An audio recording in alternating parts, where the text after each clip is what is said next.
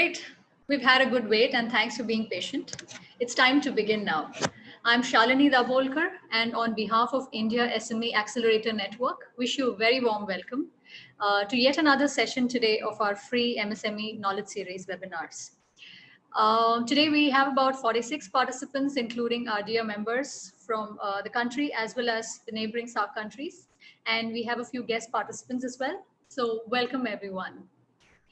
As we're all holding hands and sailing through this period of crisis of COVID-19 and trying to recover our businesses. Today's topic is yet another step towards helping you in the same.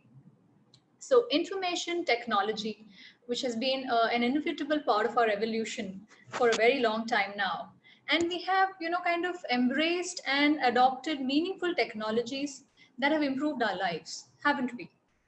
Same is the case for business. It holds good there as well, because to keep pace with the changing time, we must recover our business in a manner now, especially in a way that it takes us to the next leap of what we want to be doing.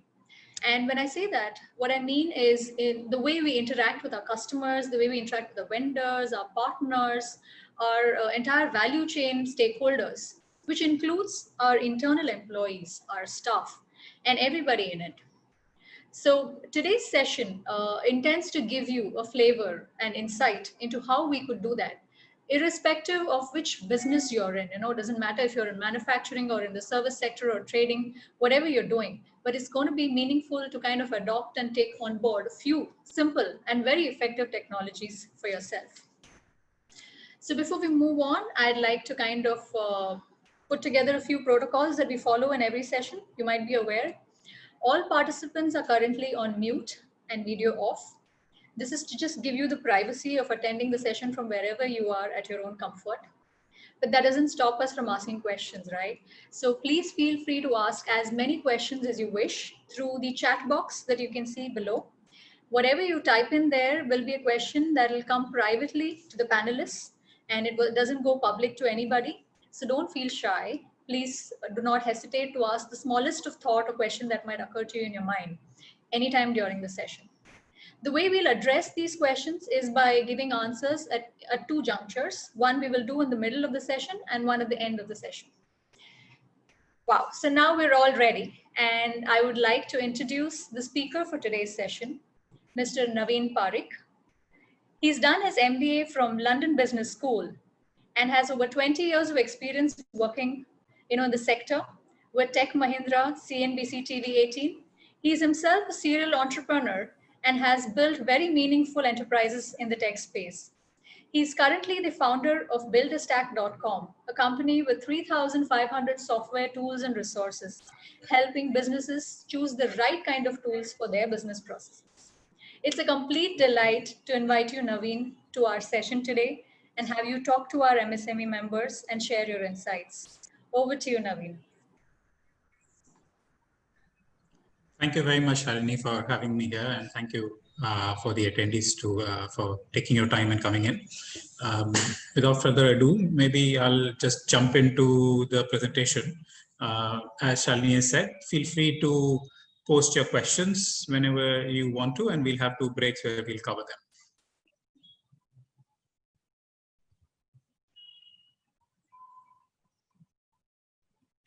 So if you can't see the screen, then just let me know, but basically we'll just start off really. So what we'll be looking at right now, and that's the agenda for today. Firstly, we'll be looking at bursting some of the myths. So I do a lot of consulting with SMEs, and one of the things that I find a lot of people complain about is tech is being complicated, being expensive. And one of the reasons to do that is because it traditionally has been that way. But we'll talk about some of the changes that have happened, which really make it a lot easier now to use technology.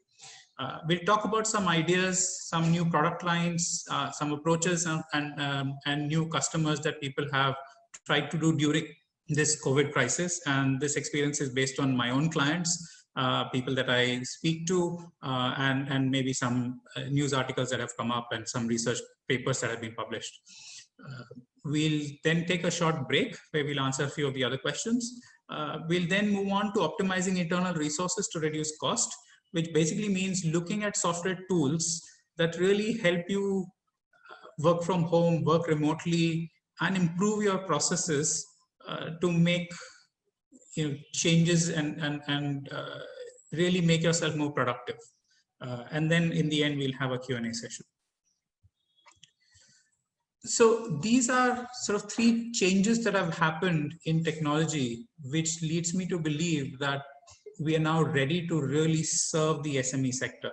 So 5 or 6 years back, most tech was big businesses talking about SAP or Salesforce or ERP implementations, and these required big investments. It required a big crowd of consultants coming in, and it required a lot of money to be spent. But what is happening now is you have new software tools that are coming up. As I say, there are more than 100 launches every day on Product Hunt. And Product Hunt is a site where most people launch their new products. Typically technology products. So, well, they of course also launch ebooks and resources, and not all of 100 of them are actually software products, but enough of them are there for you to be able to find a tool that satisfies the functionality that you require at a price point and the ease of use and the ease of implementation that you're comfortable with. You then have a set of integration tools like Zapier, as I mentioned, which allow these various software tools that are being launched to talk to each other. And then there's a third element where there are now visual coding tools where if you want to develop a new app or a new piece of software, then instead of starting off writing code, you can use something like no code tools or visual coding tools, as they're called, which are mostly like drag and drop creation of apps. And Bubble is one of the more famous ones there. So we won't be talking much about the integration tools and the visual coding tools in this conversation, but I will cover some of the new SaaS products that you can use in your day-to-day time as entrepreneurs and SME leaders and managers. So this is the result. So technology tools are now easier to implement. They are more self-service, so there is less need for expensive consultants. They're quite niche, so you only pay for the functionality that you're really using, and they're integratable. So they are made what is called API first. So you can actually connect multiple software to achieve desired functionality. So you can really connect a CRM to a calendar application to even WhatsApp APIs and things like that, and really start using these tools to really get your processes in place. So what are companies doing given the COVID crisis in terms of increasing your the top line? So one important feature is that online is actually doing well in this lockdown. So Amazon, and this is a news article that had come up, that Amazon is hiring 50,000 to 75,000 people to manage the order increase. There's a B2B medical business that I work with, and they have already met their yearly targets with a month to spare. So I spoke to them just before the lockdown started, and he was smiling that the whole online, the fact that they are available online has made a big difference to their sales. There's a very prominent online furniture business which is valued in hundreds of millions now, and I met the CEO just before the lockdown started, and they are already seen a lockdown in Singapore. As soon as Singapore locked down, they actually saw a jump in their new orders. There is Cycle.in, which is an agarbatti brand, who say that they have got 100% jump in traffic on their website, and they've gone from almost 0 to 500% growth in sales from Big Basket and Grofers. So a lot of people buying things from there. And given that this is not even festive season, that's a big jump. Tupperware, which has always been a face-to-face selling business, where you had people hosting Tupperware parties and actually selling things. Even there, you now have each seller getting their own store URL. So that's where the Tupperware consultant, as they're called, sends their people order online. It gets delivered by Tupperware, and the seller gets their commission from it. Another client of mine is focusing strongly on the online. They've revamped their entire website, and they've just hired someone with their aim to get their listings better on Amazon. Another client of mine has, and the focus has been sell. At the time of crisis, they've converted their entire senior team has been given sales targets. It's a service company, and what they sell is so they're a brand building company that they help brands connect with new moms and pregnant moms. So you can imagine the universe of people who can use their service is quite big. But their focus on sales is so high right now that everybody in their company, they have 16 people in their company, and all of them are now in some way or the other focused on sales. And they're finding that discussions with potential clients is much easier and more detailed during this lockdown, but sales are still slow. Helping your customers so that they can buy later. So this same client, what they're doing is they run a lot of Facebook groups, and they're offering a free post on that Facebook group to brands, so long as it's valuable to their community. And what this is helping them do is find new customers, getting those customers to try out their service, and hopefully when the things start opening up, they'll have people who will be happy to actually have a paid service as well. Even my optician, so I wear glasses, as you can see, and my optician next door, small shop, single store, and he's looking at going online as well. So I sent him a message saying, how are you doing in this lockdown? And he said, yes, 2 months, no business. And I said, do you want to look at creating an app or having some way of presence online? And he said, I have to. It doesn't depend on the lockdown. Just the fact that everything is going online, I really do need to have a strategy to be there. So it's not restricted to just the lockdown. I think the lockdown has triggered that process. But the need for people to move online is being felt by pretty much everyone, right to the smallest of operators. Some of the other things that people are doing, I know Visco, which is one of my clients, they've just launched a foot-operated sanitizer dispenser. So they created this entire product during the lockdown, and they're selling it like crazy. I visited their factory, and they're saying that the orders have been significant for that particular product. There's another SME that has launched a foot-operated soap and water dispenser. So again, these are new products that people are launching. There was a survey that was done by McKinsey sometime back during the COVID crisis, again, with B2B businesses across 11 countries. And what they said was, not surprisingly, 90% of sales has moved to video conference, phone, or web sales. But more than half of them believe that this was equally effective as their earlier sales process, which was actually going and meeting people. Which is very interesting, because a lot of people think that unless I'm sitting face to face with someone, I really can't make any sales. And this says that at least some of that travel can actually be saved. Some of those customers can really still be converted, even if you're using online digital tools. Working from home is becoming a lot more acceptable, and for SMEs where cost is a significant factor, this could be an interesting way to control costs. So, for example, the other client that I work with has just given up their entire office. They're a service company, so it makes more sense for them. Difficult to do it for a manufacturing company, of course. But they've given up their office and have decided to work from home for a year. People are using videos and 3D visualizations to sell property. Hotels are offering their services to doctors and making their rooms available as quarantine centers, which generates a little bit of revenue, of course. But more importantly, they're using this experience to make sure that when they do open up, their processes are perfect as far as the COVID crisis is concerned.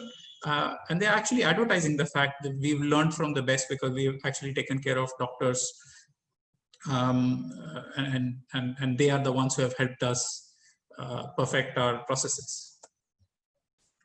So here are some of the options that you have from a tech perspective when you want to go online.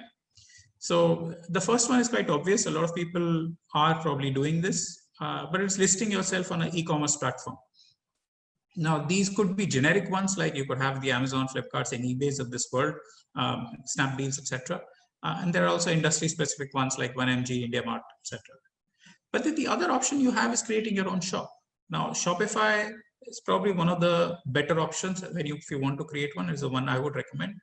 WordPress or plus WooCommerce is another option if you want a slightly content-heavy website. This needs a little bit of effort from your end to actually understand and learn how it works, but it can be well worth it because it's a fairly scalable and more importantly, a very cost-effective option. The third option here is quite interesting. So there's one called glideapps.com, and whenever you have a chance after this seminar, you should probably have a look at it. But what this does is uses Google Sheet as a database. So it's very easy for you to manage things within that because it's just a sheet, it's just a Google Sheet. You don't have an interface, you don't have to worry about a database, etc. And it does create a very interesting app on top of that, which works on all mobiles. It's not a native app, it's what's called a progressive web app, but it works on all mobiles, it works on tablets, it works on a web. And so it's a very cost-effective way of actually creating something. And I know quite a few of my clients have actually used, I don't know if I refer to it later or not, but in my presentation, I can't recollect. But yes, one of my clients, which is a very big company, is actually using Glide after having tried to get quotes from other people about building an app. They actually chose this. So it's a fairly powerful tool. WhatsApp selling works well too. WhatsApp now has a catalog feature, and over a period of time, I'm pretty sure they'll start coming up with a way of having your shop ready over there and people being able to buy. So if you can wait for that, that's another option. The next thing we'll talk about is optimizing of internal processes or improving productivity. But if you have any questions at this point, I'll be happy to take some of them. Definitely. I guess this could be a good juncture for us to take a few questions from participants. Please type in the chat box and we'll be happy to address them. What Naveen has covered right now in the first section is extremely useful in kind of reinforcing to some of the people who possibly have been, let's say, people sitting on the fence and wondering whether I should or really, be starting my own business online. So for them, definitely this makes a difference. Having said that, I would think, one question that's come up at this point of time is to say, if I take my business online and take a short, connect with customers online, and if I attempt that, will my competition get my data, know about my customers? Is that something I should worry about?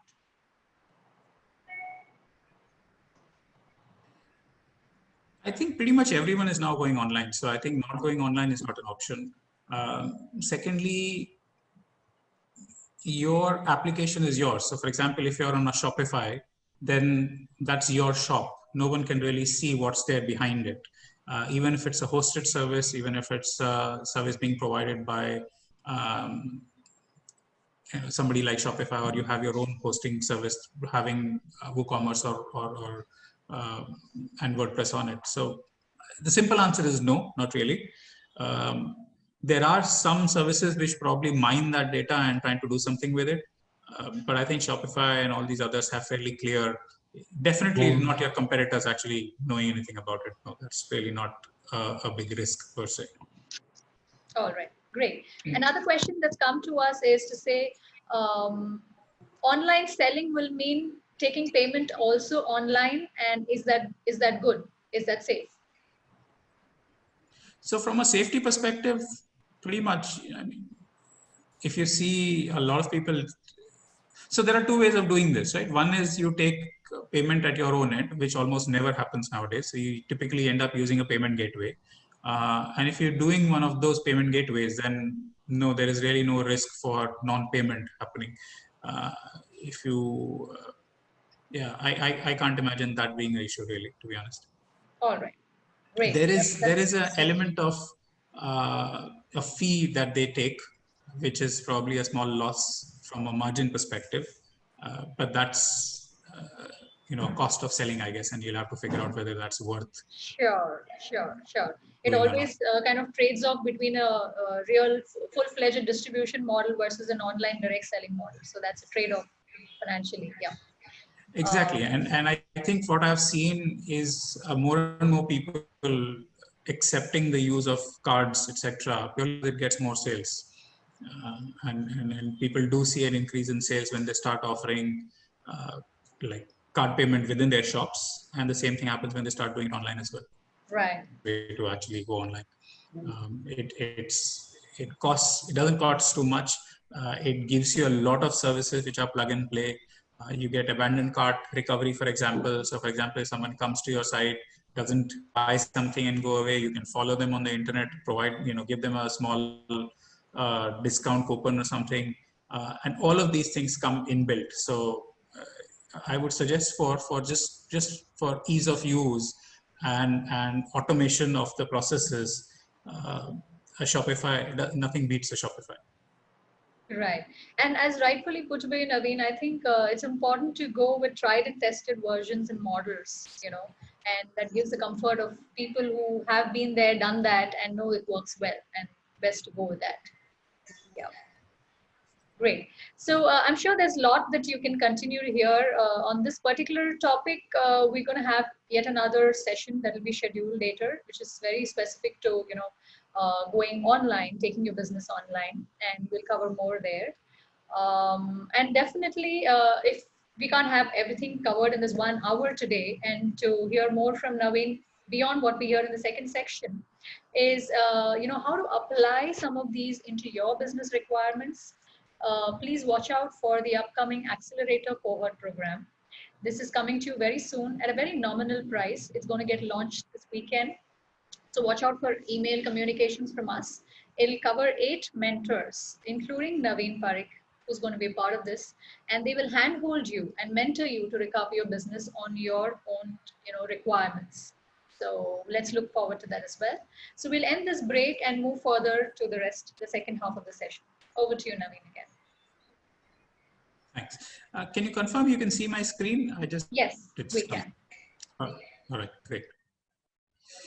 So, as I said, what we're going to now look at is how do you actually optimize your internal processes? How do you improve productivity using technology? And what we'll talk about is around 35 different software tools that you can use to do this. What time you want to go?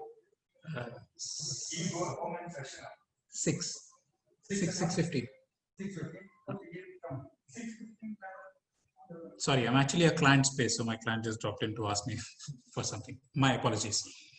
And so this is, so one of the things is that a lot of people are thinking that going remote is a big challenge, but actually remote is good. So as I was saying earlier, one of my clients has just completely given up their office. And then there are a lot of large companies that are actually completely remote. So Automatic, which is a company which is behind WordPress, which powers like 25% of the internet and has a huge valuation, or GitHub, which was just bought by Microsoft for 7.5 billion, or Stripe, which is valued at 36 billion. These are all fully remote companies. So it is not a new phenomenon. Now, I know a lot of these are tech companies, and tech lends itself to being remote. But some of the tools that they use, some of the approaches that they have definitely make a lot of sense for most people. So you shouldn't really dismiss it as remote is difficult. Actually, remote is opportunity to some extent. And so we'll now look at some of the software tools that you can use to make remote work for you. Internal communication. You've probably heard of Slack. You've probably heard of Zoom. Microsoft Teams and Facebook for work. These are another 2 options. So Microsoft Teams, Facebook for work is essentially Facebook. Purely looks and feels the same, just that it's been used for work. Slack is a messaging software similar to a WhatsApp, but for a company. Microsoft Teams, again, similar to Facebook for work and Slack. All 3 of them have free versions and quite generous free versions. So you can actually use it. I know most of my clients that I've spoken to all use this for free. They haven't had to pay for it, and they can still utilize the best out of it. Yak.com is an interesting one because it's a way for you to send voice messages asynchronously. So it's almost like a WhatsApp, but where you use the voice element of it. But the additional bit is you can actually record screen and send things like that. So have a look at it. Zoom, we're using it. I've heard a lot of people have concerns in terms of safety around Zoom. All I have to say is it's almost a $40 billion company now. If it really had massive security issues and challenges, then the market wouldn't have really valued it at that level. So I leave it to you to decide whether it is good, bad, ugly. And if you think that Zoom is not for you, you can obviously use some of the other options that I mentioned here. Around.co is a new company that has come up, which also does video conferencing, but it's an interesting way of doing it. Unfortunately, it has a long waiting list right now, so you probably won't get it soon enough, but hey, be on the waiting list and then you might, your chance might come. But it has very interesting features, like it blurs the background, it makes sure that the noise cancellation happens. You can actually be in the same room, like 3 of you, and be talking to another 5 remotely, but you won't really see that echo coming up, which otherwise does when you're sitting in the same room and having a conference. Google Meet, fairly good. And if you're using Google products, then nothing like it. You can probably use that. Email, pretty much everyone has, but given remote working, calendar sharing actually becomes quite interesting, because being able to see when someone else is free without having to call them up or just shouting at your back, by turning around, is useful. And there are 2 options for it: Google Apps and Microsoft 365. Personally, I prefer Google Apps because it's been there for much longer. And it does give you a lot for what it charges you. So it gives you around 15 GB per user. It gives you access to all the Google products. So you have your Docs, Sheets, Meet, Slides, Sites, Calendar, and a whole lot more. And then they charge you 210 rupees per user per month. Well, for the first year, I think they'll charge you 125 per month. But from the second year onward, they start charging you 210. And then you also have the option of Microsoft 365. So if you're wedded to the whole Microsoft ecosystem, then they too have a hosted version now, and you can get the calendaring option as well. Giving feedback. So a lot of people, so for example, you go ahead and start creating a website, or you have marketing collateral that gets created. Now, earlier you could just take a printout, circle it, give it to the person who's given it to you, or they could typically come to your website, you would sit with them and give them your feedback. Given the lockdown, given the remote nature, that becomes difficult. So here are 3 options. So Yak is something that I've already mentioned before, and you can use that for this. But the other 2 options are Loom and Use Bubbles. So what Loom does is it's a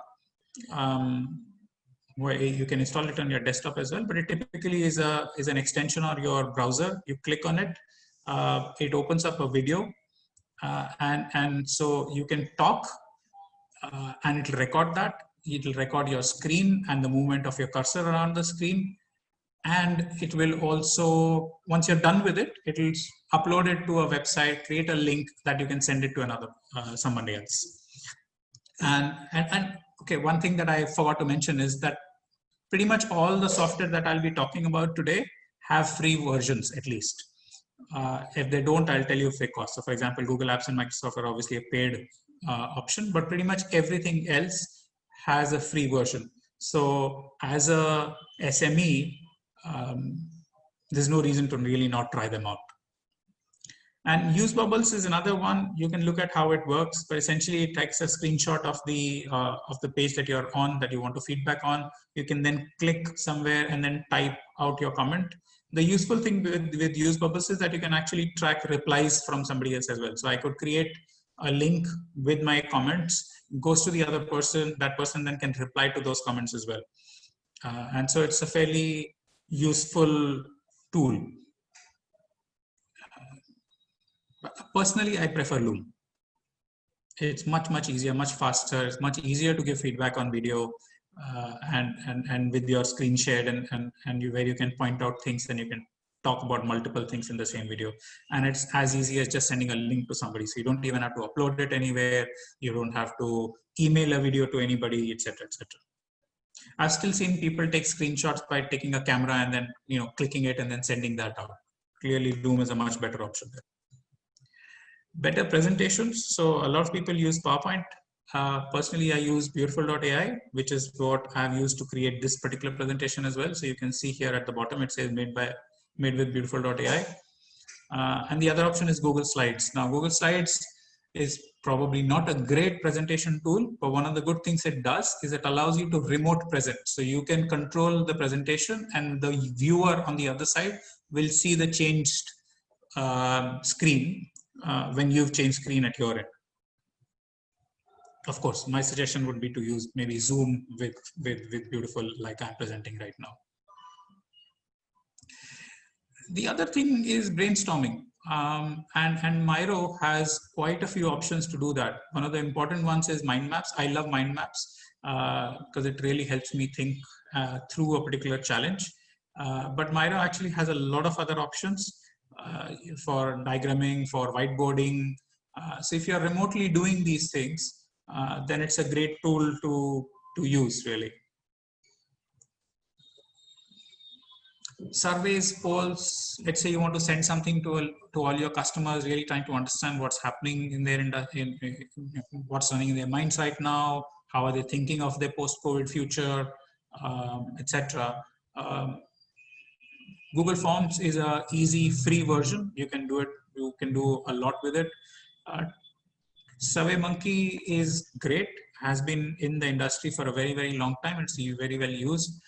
Typeform has been a great disruptor in this industry, and people who love Typeform just completely swear by it.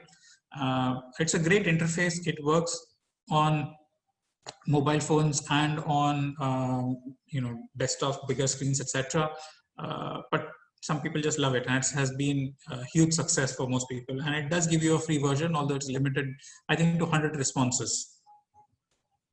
So that's an interesting one. But if you want to do these kind of surveys, then there are these options that you have. It could just be a questionnaire. It doesn't necessarily have to be a survey. Online webinar, Zoom, like we're doing right now. Facebook Live is a great option. WebEx is another interesting one if you're doing webinars. And I've just added vFairs. I'm pretty sure most people here will probably not use it, but it's a very interesting way to run virtual exhibitions.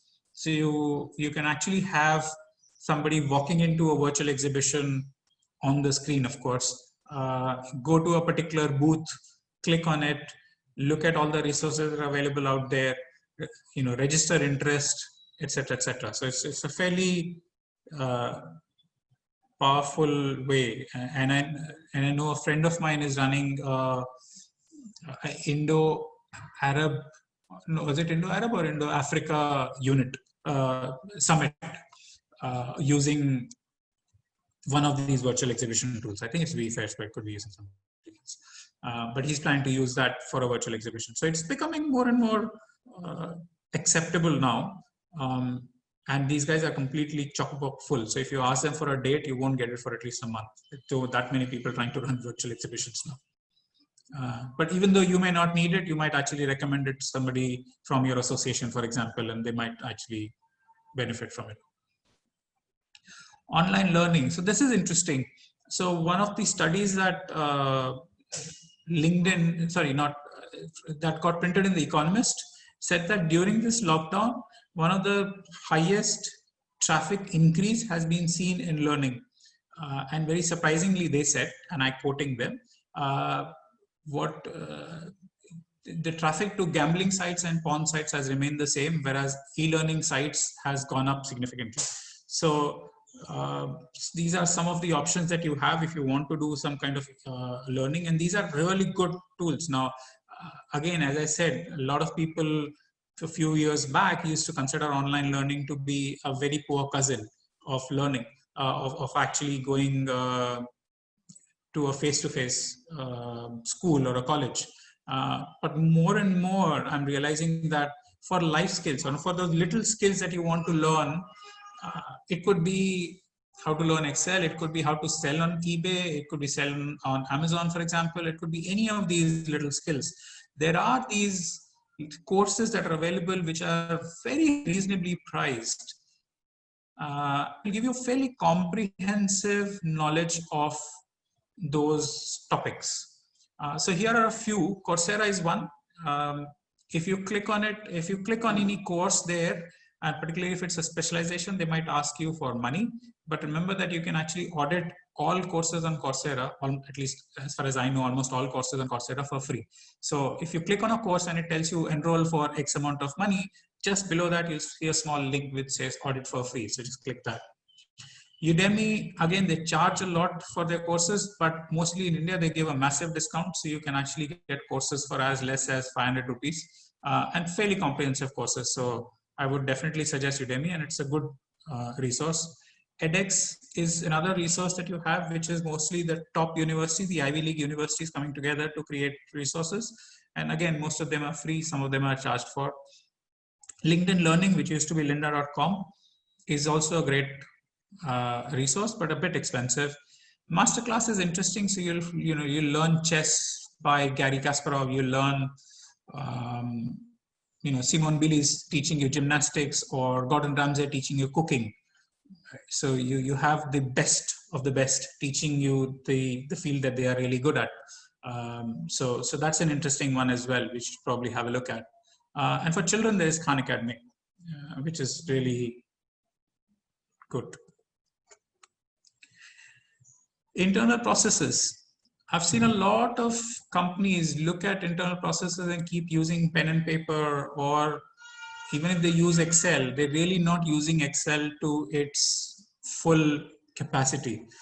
And trust me, Google Sheets and Excel are extremely powerful tools to automate your business processes. So let me give you an example. So for one of the companies, I was speaking to the CEO, and what we realized was, so she was saying that she's always busy and she doesn't really have time, and she always feels like she's fighting fires. And in the course of the conversation, we realized that one of the problems that she was facing is because the issues that came to her had already reached a certain level before they came to her, and then it became a fire and she had to fight it out. So instead of being surprised by issues, we decided to build a dashboard which would prompt her with challenges that are coming up. So we built an Excel-based, a Google Sheet-based dashboard. It has, 5 or 7 different sheets. It covers every department within the organization. So it covers right from sales to their operations team to their community team to, that's out there. But the bit is that all these teams now actually love that a very good status of where they are, because it has KPIs built in. So for example, if you need to achieve 5,000 visits to a particular website, and you have days to do that, then unless, or you have, let's say, 50 days to do that, then unless you're hitting your 100K target, it tells you that you are behind target. And that kind of calculations, etc., is making it very useful. In fact, just the other day, she called me up and she said that we actually ended up saving 60,000 rupees just because we had this spreadsheet that we were using. And they did this just before the lockdown. So I would suggest that if you really want to use these tools to its maximum, that these are some of the commands that you should really know. And what I would recommend is this free course on Coursera. This screen, the presentation will be shared with you, so you can have a look at that. But it has a great course. It's a 4-course series. You can take each of these courses. I think they're for free anyway. And really learn much more about it. Airtable is another option. It's a slightly advanced version of Google Sheets. It's almost like a very simple database, and you can learn more about it in Udemy. And they actually have a lot of resources on how you can automate processes using Airtable. And they have a lot of examples that they give for that. Virtual Assistant, you have Alexa or Google Assistant or Google Home. I use it quite often. I know it sounds silly and it sounds very frivolous, but it's a great thing for reminders that you might forget. So for example, for me, if my wife tells me I have to pick up my daughter from school, the first thing I do is actually say, Alexa, please set an alarm for so and so time, because I know while I'm working, I'll actually forget. So it's a great simple tool. It doesn't cost a lot of money, but actually can be very helpful if used properly. These are the other two options that I'm talking about when you're talking about arranging meetings. So X.AI and Clara Labs, what they do is they take away this whole effort of toing and froing. When are you free? I am free on Sunday, but I'm not free on Sunday. How about Monday afternoon? No, let's do Tuesday evening. All that toing and froing that happens can be taken care of by this AI chat called X.AI. Clara Labs is more for sort of arranging meetings with people that you're trying to recruit. But X.AI is a great tool that will work with pretty much everyone. Again, they have free versions, so no harm in trying them out. There are other ways of managing meetings. So one of them is calendly.com, where you can actually have your calendar as a link. You send it out to people, and people can then choose a time that they want from that, and they can book themselves in. So again, helpful tool there. Another one is for invoicing and accounting. Now, you have a lot of people use Tally, and that's great. And these are two other options that you have if you want to use them. One is called Wave Accounting. It's a free tool. It's not specific for India, but it does tend to work. And it may not be perfect for a big manufacturing firm, for example, but for a service company, it actually does really, really well. So I do my consulting, I do most of my accounting on Wave. If you want to have a slightly better software, then QuickBooks is great. It's hosted, it's online. You can share it with your accountant. You don't really have to send him anything. And it's quite reasonable. I think it's 5,000 rupees a year. Well, here's a small trick. If you go and leave your email address there, they actually come back and give you 70% off for the first year at least. So you can actually try it out at a much, much smaller price point. Now, given that we're talking about a lot of SaaS products, what becomes critical is managing your passwords, because you can't use the same password everywhere. So here are two tools to manage your passwords so that you can use different passwords for all these tools that you're using, so that even if any one of them gets compromised, you're not losing access to everything else. So you're using specific individual passwords with each software tool that you're using. And LastPass is a great option. 1Password is another option. Personally, I prefer LastPass, but you have these two ways of doing this. So have a look at those two as well. And that pretty much covers most of what I could cover in this time frame about software tools. Hopefully you found some that are going to be useful for you. I would encourage you to look at all of them. And here are some of the three key takeaways. The first one is technology is far cheaper, far easier, far more self-service right now. So don't be afraid of jumping in and actually giving it a go. Remote work, yes, it's a challenge, but it can actually be, as I call it, a force for good. It can encourage you to really look at your processes and bring improvements that will last you forever. And thirdly, e-commerce. If you really want to get into it, it's much, much easier today than it was ever in the past. You'll have my contact details there. And thank you very much for being on the session. And if you have any questions, please let me know. Wonderful. That was very, very insightful, Naveen. And we would like to now take up questions from participants. So here are a couple of them. One being, we begin with the first one, which is, when it comes to attendance of participants, there's this question about biometrics. So how do I remotely monitor and ensure and track the attendance, unlike before where people could walk into office and punch in? So how do we take care of that in the new world? So there's a software tool called envoy.co. It's envoy.co. And they are coming with interesting ways of managing and monitoring attendance using Bluetooth. So without actually contact, so you don't have to touch, your thumbprint reader. So they are coming up with interesting ones. So they are the ones that I would probably recommend having a look at. Yeah, that's interesting. Great. So there's another question that's come to us saying on the customer front, to stay connected with customers other than online selling, is there anything else just to stay connected with them? So a lot of people that I know tend to create a lot of WhatsApp groups. It's tedious to create them, but they, or WhatsApp groups or broadcast lists, actually not WhatsApp groups really. But that's a great way to connect with people because people always read WhatsApp. And if you have something useful for your customers, then that's probably a good way to connect with them. Other than, yeah, so if you want to regularly be in touch with them, that's what I would recommend. Obviously you have email marketing, and there are free tools available now. So MailChimp gives you around 2,000 participants for free. There are others that probably do similar things. If you have a huge database, you can probably use something like sendy.co, which allows you to have, so it doesn't charge you per participant, per email address for payment, and sends it through Amazon. So, you'll always have deliverability. So those are a couple of options that I would recommend for that. Good. Sounds good. There are a lot of service companies in our member portfolio, and one question from a service company is to say, you mentioned about mind maps. Is that something that we can use to collaborate internally with our teams to discuss and trash out challenges?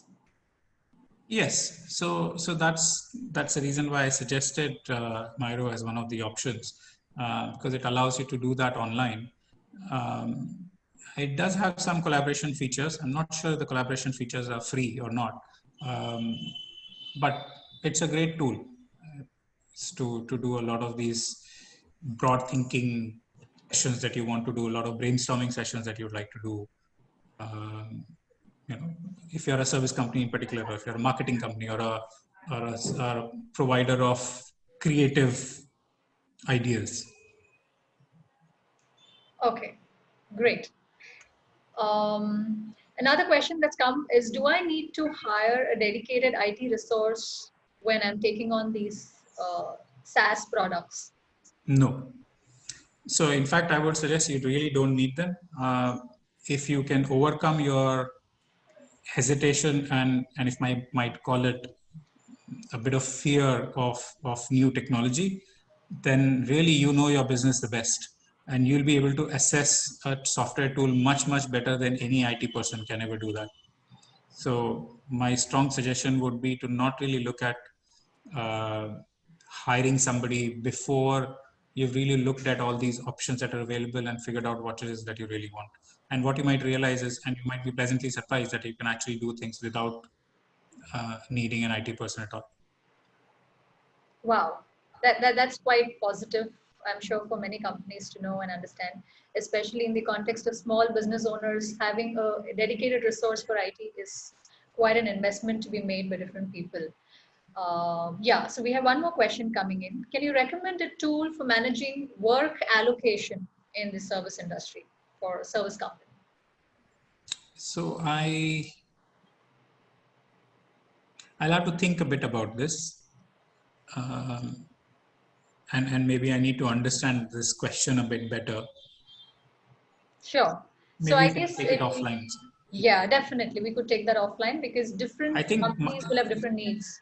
Yeah, I think Microsoft has a tool which is to manage sort of workers in the service industry. So, for example, restaurants and things like that. I can't recollect the name of that tool, but Microsoft does have something to do that. All So right. maybe that's So the I think one. even a SharePoint kind of a platform could sometimes, be a little useful, but I'm sure a specific tool that you would recommend to us at some point, we can share that with our participants. Yes, and SharePoint is, you can't get it for free, unfortunately. Maybe you can use Google Sites to do something like that, right? So because that's a free option that you have, may not be as feature rich as SharePoint might be, but that's an option. Yeah, sorry, unfortunately, I can't recollect the name of that software that they have, but I'm sure they have one. Not an issue. We'll share it whenever you share it with us. We can, circulate it back Then, to the yeah, participants. great. Let me Yeah, get back to you on that. sure.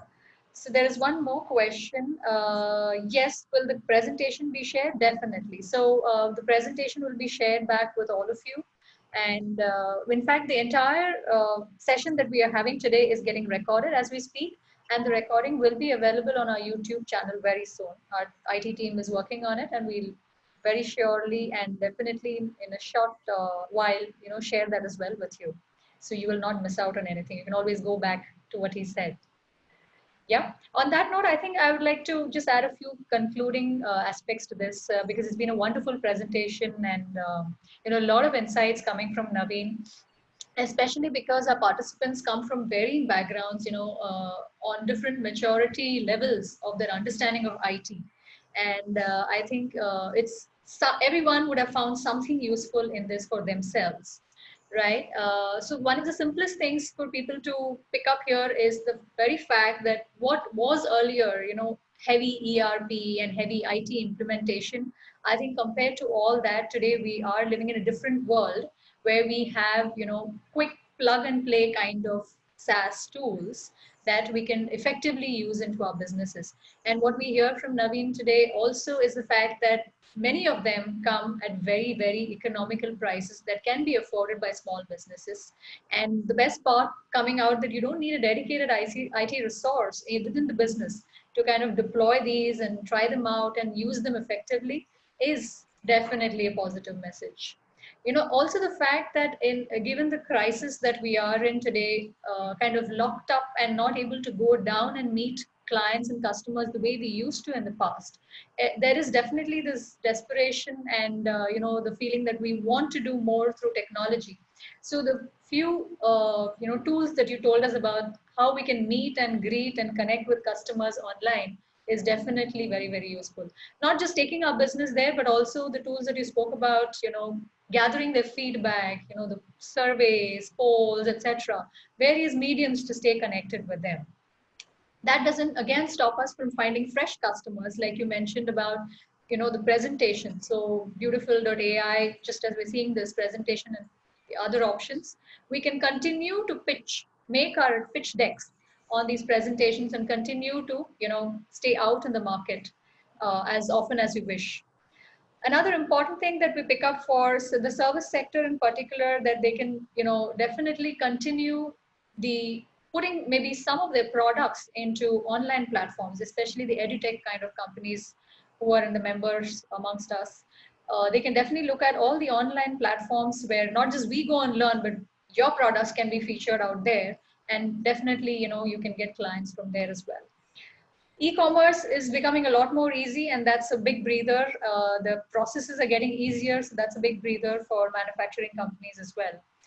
And the whole piece that you covered, Naveen, around doing more and being more productive in the way we work remotely, I think that was extremely useful. No matter which sector you're in and what kind of business you're in, I think people have definitely understood that there are various tools available that we should now go out and try out, in connecting amongst us as employees and the various, value chain stakeholders.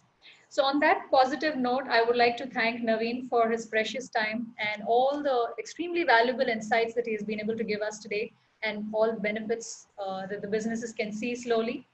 There is something in it for all. So thank you very much, Naveen. And I would Thanks for also having like, me. yeah, sure, thanks. And I would like to conclude the webinar by saying our next webinar is going to be on digital marketing, the means for customer acquisition, by Mr. Rohit Haldankar. And that's coming up on next Friday, 12th June. We will, same time, and we'll share more details with you. So stay tuned, members, and look out for our emails. Thank you, everyone. Through various topics on each day as we schedule it, today being the first on venture capital. Today we have about 55 participants registered to join in here. And that's great. They're coming from different parts of the country, and 5 of them also international participants. So it's quite encouraging. That will allow us to keep doing more like this for everybody. The current COVID crisis